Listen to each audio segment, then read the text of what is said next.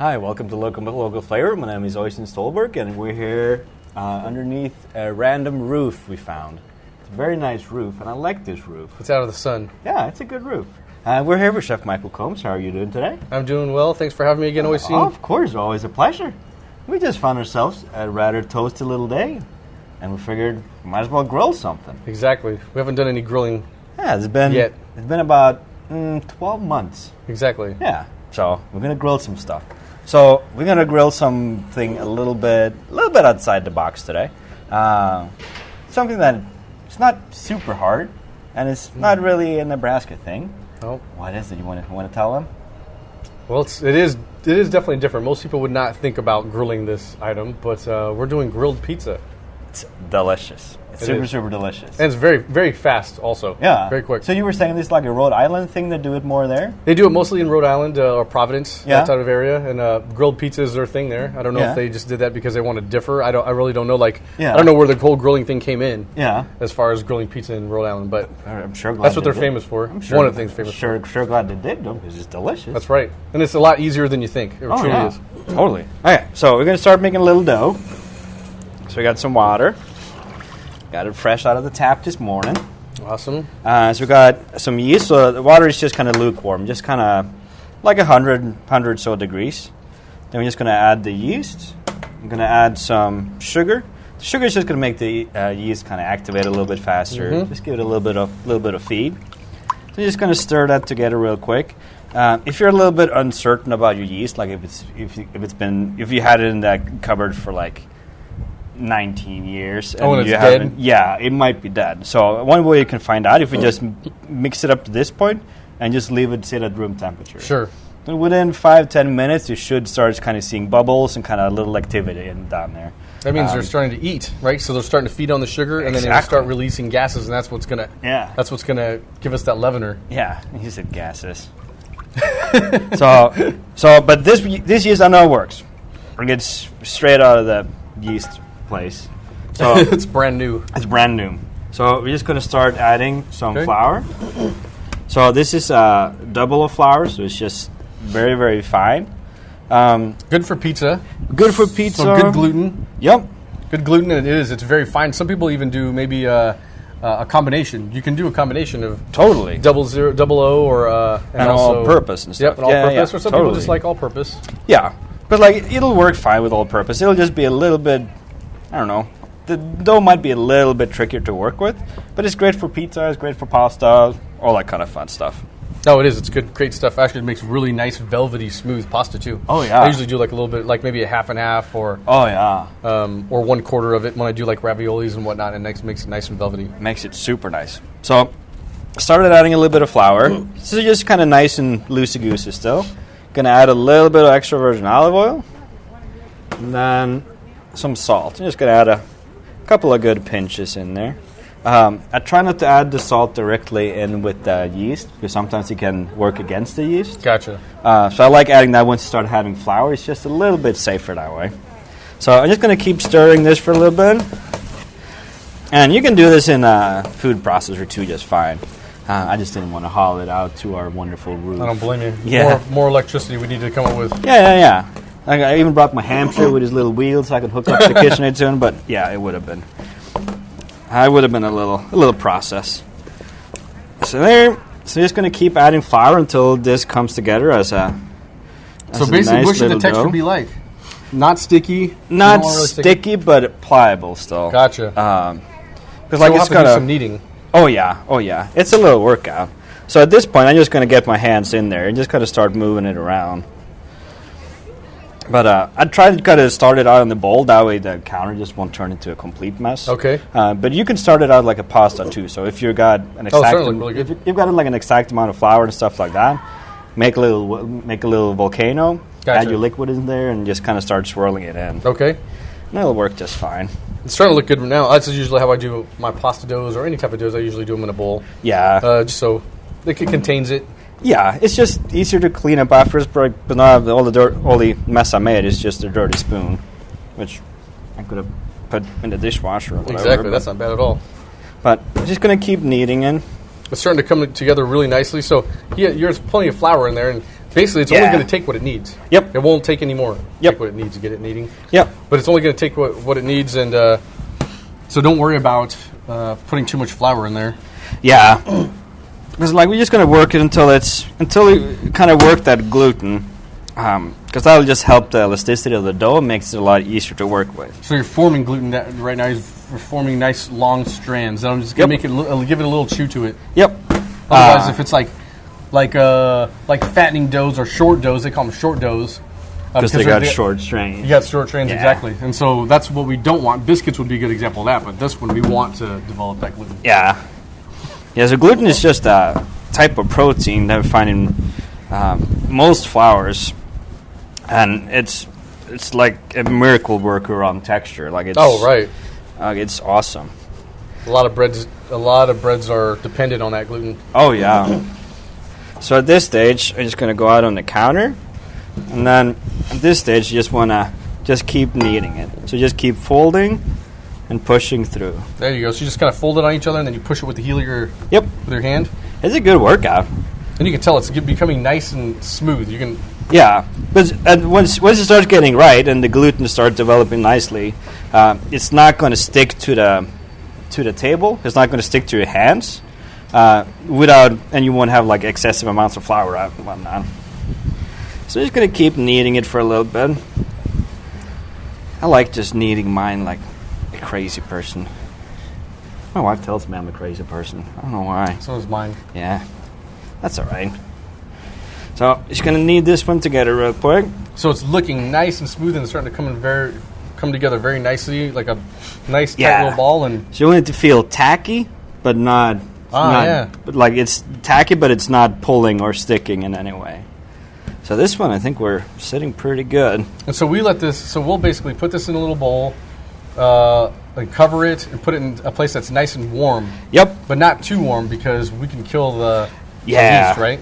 So about 90 degrees, somewhere around there? Yeah, depending on how hot you keep your house, or if it's like a nice sunny day like this, you can just leave it outside and just keep a towel over it. So it doesn't get dried out? Yeah, like I've usually just kind of cover it with a little bit of oil, just kind of on the surface. And then it can sit and do its own thing because it's going to basically double in size. So that's what we're waiting for. We're waiting for it to double in size, and when it does, so sometimes it just depends on the temperature. It can happen within an hour. It can happen, it could take 2 hours. It just depends on the temperature. It depends on and the yeast probably. Depends on the yeast and the amount of sugar and stuff like that in the dough. About double its size is what we're looking for? Yeah, but you can't really go too long. Like you can technically make this dough and let it sit in the fridge overnight. That's what we've done in restaurants. Yep. I guess you could, and then you can... Oh, it works great. So this one's looking pretty inexpensive too. So really, like if you think about it, totally. Like, doughs and breads are very inexpensive. Just a little flour, sugar, yeast, and salt. And it's just fun to make. Like you can get the kids involved, right? And they can put their own toppings and make their own too. So, right? So just a nice, smooth dough. That looks great. Actually, does look really good. So then you're just going to use we got a little bit of oil left in there, so we just do a little sprinkle. And just kind of your signature sprinkle dinkle. I gotta have a sprinkle dinkle right there. So that one's just ready to put in the bowl, and it's just gonna start oozing out. Awesome. So now we made long strains of the gluten. Okay. So those strains are super tense right now. Gotcha. So now we just gotta let it sit and let those strains relax. They're gonna still stay long. Sure. But they're just gonna relax and soften the dough a little bit. And then also with a leavener, with basically all that yeast that's eating that sugar, because that sugar is food for the yeast. Yep. It's going to produce gases. Yep. And which is going to start making it puff up, and that's what's going to cause it to be nice and tender. That's what's going to help. It's going to be so puffy. It will be. I'm so excited. Okay, so we're going to go on a quick little break. We're going to sit here and count the amount of gas in this dough. And it's like saying gas. Interesting. Yeah. So you guys stay tuned, and we'll be back here in a little dash. All right, we'll see you.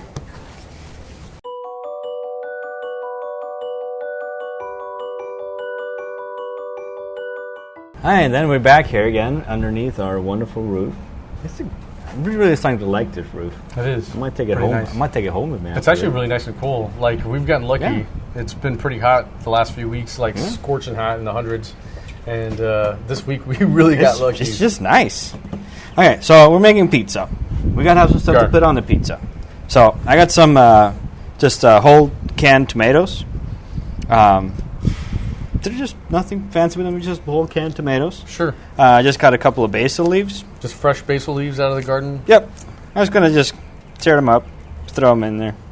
I'm just gonna go like caveman on this stuff. There you go. Like, I don't want to bring a mixer either, so I just put Yeah, you don't everything need in to a have a bowl. mixer. Yeah. So I'm just gonna add a couple of pinches of salt, a couple of healthy pinches, and I just gotta get in there and just squish it. It's actually it's very simple. That's really what 3 ingredients that you have there. Yep. Doesn't need to be very difficult at all. Well, like, that's pizza. Like, it doesn't have it's not like rocket science or nothing. Like, it's No, not at all. just pizza.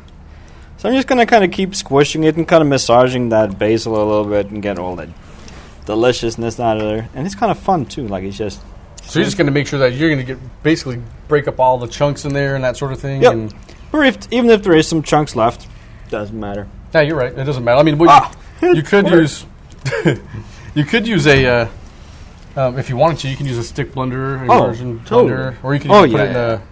a Vitamix or just a blender of some type if Oh, you want. yeah. But really, even doing it with your hand and just doing it real rustic, that's just fine too. Because I think you just get like this. Because it's nice keeping a little bit of texture. I think.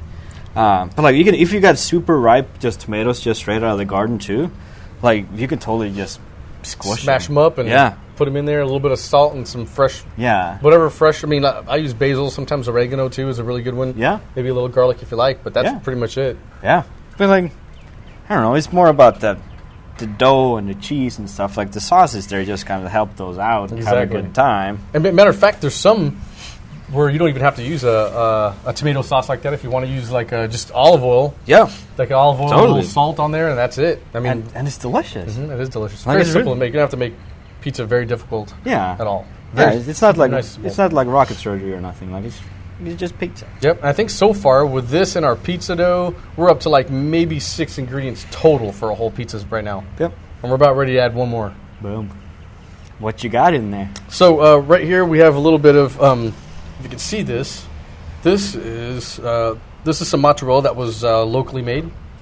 So actually, we used a local milk for this. So it's basically started. It's very simple. Mozzarella is very simple to make. Just a little bit. It takes a little bit of time. But this water right here is about 90, or about 180 or 170 or somewhere around there. Yeah. Probably we're at 170 right now, but 180 or 90 is Not cold. no, not cold. 180 Yeah. or 90 is probably about where you want it to be able to pull it. But to make it really, it's just very simple. It's just like a nice whole milk if you want. I tried using cream before, but it seems like it's a little too much fat. Or so you can use half and half if you like. Yeah. But just like a whole milk, and you're going to use a little bit of rennet. They have tablet rennets or they have a liquid rennet. Yeah. I, quite frankly, like the liquid rennet. Just heat it up to about 90 degrees, put a little rennet in there, and it'll drop the pH, which Yeah. is the acidity. And it's about a 5.4 actually is where you want the acidity. If you have a pH meter, and then it'll just start to coagulate. And if you want to, just leave it overnight. Really, that's the easiest way to do it. And then come back and it'll have these curds. And And just leave it at room temp overnight, just so Yep. it kind of drops, gives it pH time enough to drop, so it's nice and exactly. flexible. Yeah. And then you'll have you have these curds in there, kind of like cottage cheese, but a little bit bigger. Yeah. And then you'll separate the curds in the whey. That's where you hear that. and then just wash the curds and Yep. And then what you do is you curds. put those curds in hot water like we did just a little bit ago, and then all they form is a clump. Yeah. And this is what it looks like right here.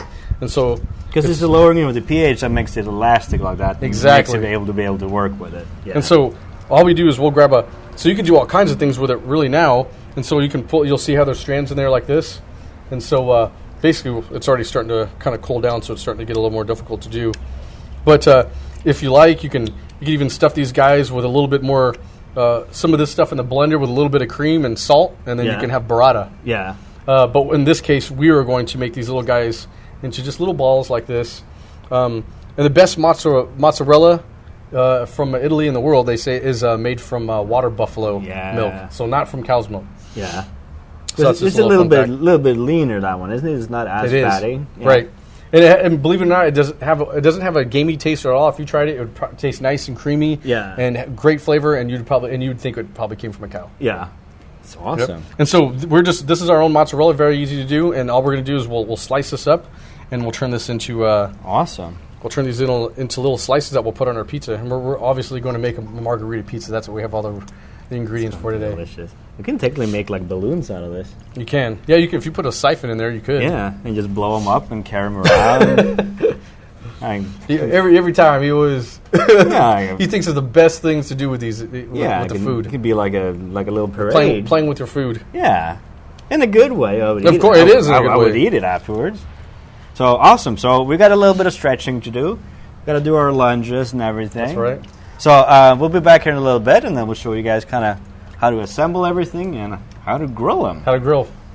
Almost there. It's going to be crazy. So you guys stay tuned, and we'll be back here in a little flash. All right, see you.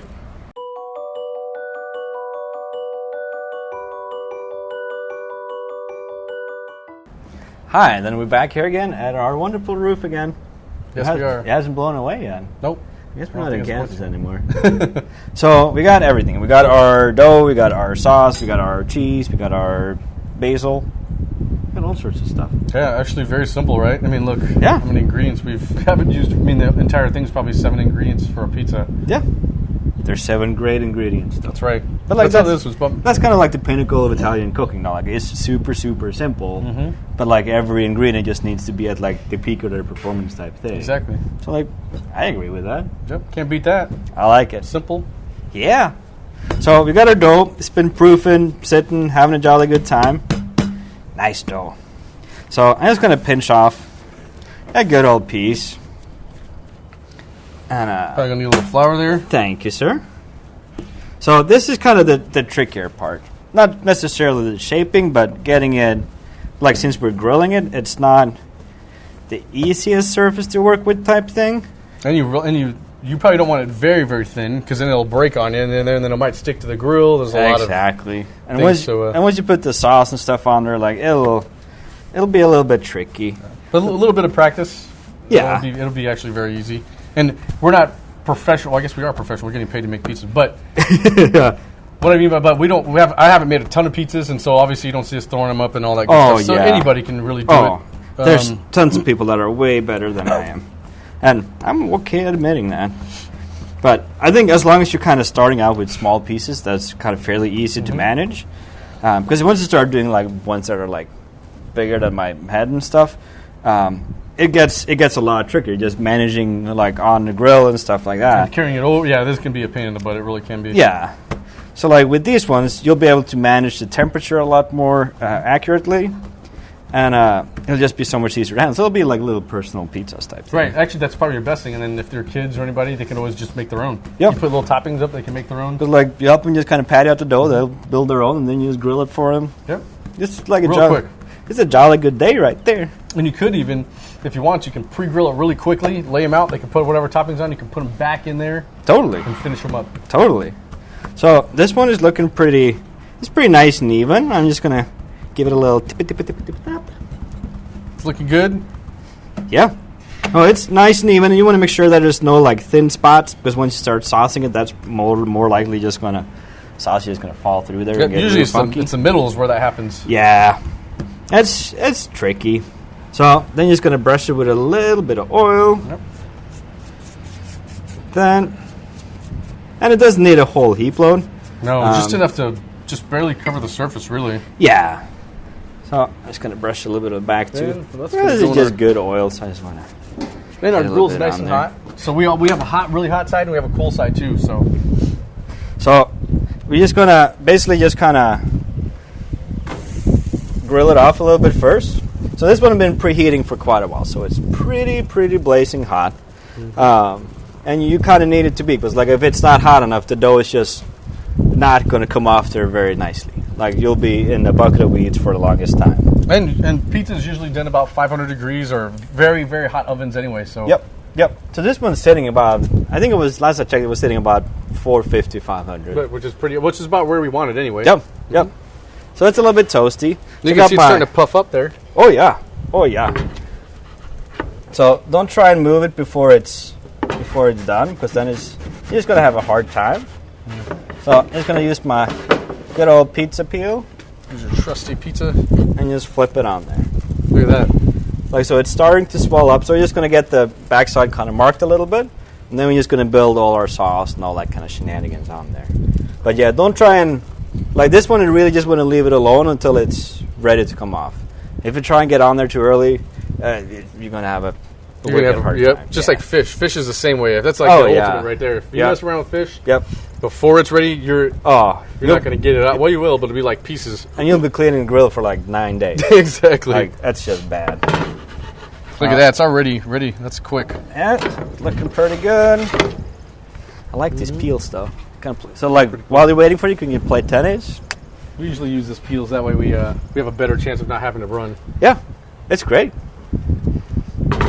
There, I think this one's sitting pretty good. Yep, looking real good. Awesome, awesome.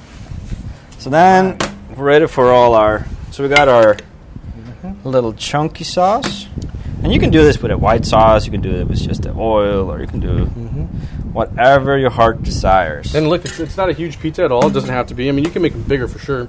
Yeah, this is just a lot more manageable. Because like once we start finishing it out now, like we got to be moving it on high heat, off high heat, kind of back and forth a little bit. So this will be a lot easier moving around without making a complete mess of it. Yep. And I'm as just you can gonna see, make like a small mess of it instead. we didn't put a. So one good thing about I think the secret to making pizza, one of the secrets to making pizza is restraint. Not putting a lot of Yep. toppings on there. Some people will just like load it because if you like pepperoni, you put a bunch on there or other things like that. But what it does is it just makes a big, heavy pizza. Sometimes the dough on the bottom doesn't get done. And so the best thing to do is all you have to do is just put a little bit. So like in every bite, maybe you get a little bit of everything, but it doesn't. But really, you shouldn't put it shouldn't be packed or anything on there. Yeah. So like a lot of the places, like the liver places, like a lot of them got delicious stuff, but like it's like 19 different toppings on there. Like Then you're like making a it's deep dish pizza. Yeah, it's crazy. That's how that came about. I don't know. Like it's Not to say they're not good. I love deep dish pizza too. it's just everything in its own place type That's right. thing. Yeah. So like, well, no, I love me some deep dish. I'm a big fan. Big fan. All right, so we're gonna slide our little pizzaroni on there. So basically, I turned off the two burners in the middle, and I turned the two ones on the side fairly high up, like medium high-ish or so. So that way, when you're going to close the lid right now, the bottom of the dough is not going to get too funky.